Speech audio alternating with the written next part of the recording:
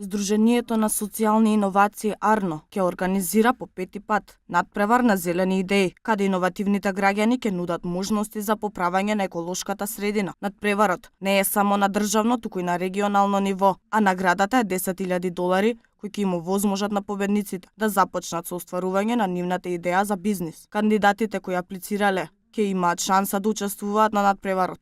Учеството не е ограничено, од невладини организации до социјални предпријатија, па и индивидуи. Надпреварот се организира од 2012 година, тоа значи дека овие 7 години имаме по 3 победници, 2017 имавме 4 победници, инвестирани се вкупно $220.000 во регионот на Западен Балкан, додека во Македонија имаме 4 регионални победници кои што освоија по $10.000, што ќе рече дека имаме $40.000 инвестирани во македонски зелени бизнис идеи.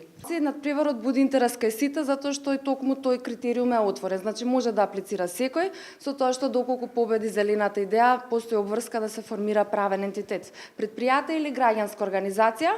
Граѓански организации ги охрабруваме во делот на економски активности, нели тоа нудат оваквите бизнис идеи може да им гарантираат некаква одржливост и здравје кога би имале закон за социјално претприемништво, тие граѓански организации би преминале во социјални претпријатија. Настанот има за цел да ги охрабри кандидатите за надпреварот, како и да ги запознае со критериумите кои ги опфаќа, како и дружба со минатогодишните победници. Пријавувањето е до 2 јуни, а победникот ќе се знае на 12 истиот месец. Потенцијалните кандидати имаа шанса да откријат на медиумите дел од своите идеи. Ние имаме зелена идеја која ја развиваме веќе некое време и се базира на економски активности во организацијата внатре каја работиме. Нашата организација работи со корисници на дрога и целта ни е да помогнеме да таа маргинализирана група конечно добие можност и да покаже во нашето општество дека е многу корисна.